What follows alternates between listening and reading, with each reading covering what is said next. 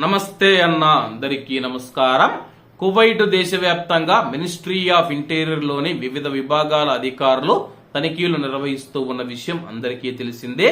ఇందులో భాగంగా కువైట్ ఉప ప్రధానమంత్రి మరియు మినిస్ట్రీ ఆఫ్ ఇంటీరియర్ మంత్రి అయిన షేక్ ఫహాద్ ఆల్ యూసఫ్ గారి ఆదేశాల మేరకు కువైట్ దేశవ్యాప్తంగా ప్రధాన రహదారులలో అధికారులు తనిఖీలు నిర్వహించారు.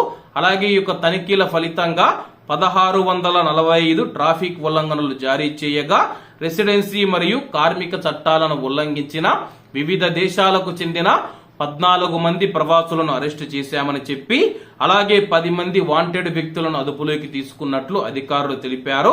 2 వాంటెడ్ వాహనాలను స్వాధీనం చేసుకోగా చట్టాన్ని ఉల్లంఘించిన 17 వాహనాలను స్వాధీనం చేసుకున్నామని చెప్పేసి కువైట్ లో ప్రజా భద్రతను కాపాడేందుకు మరియు కువైట్ అంతటా ఎవరైనా సరే చట్టాన్ని ఉల్లంఘించిన ప్రజలు ఎవరైతే ఉన్నారో కువైటీలు కాని ప్రవాసులను గాని పట్టుకునేందుకు ఈ యొక్క తనిఖీలు నిరంతరంగా కొనసాగుతాయని చెప్పి మినిస్ట్రీ ఆఫ్ ఇంటీరియర్ ప్రకటించింది.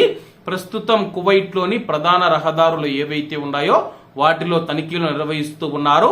మరి ప్రవాసులే లక్ష్యంగా ఈ యొక్క తనిఖీలు జరుగుతూ ఉన్న నేపథ్యంలో మీ యొక్క ప్రాంతాలలో తనిఖీలు జరుగుతూ ఉన్నాయా లేదా అని చెప్పేసి కామెంట్ రూపంలో తెలియజేయండి అన్న.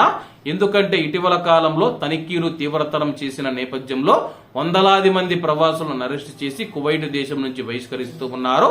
కాబట్టి అందరూ జాగ్రత్తగా ఉండాలని కోరుకుంటూ అందరూ బాగుండాలి, అందులో మనం ఉండాలి. అందరికీ నమస్తే అన్న. జై హింద్.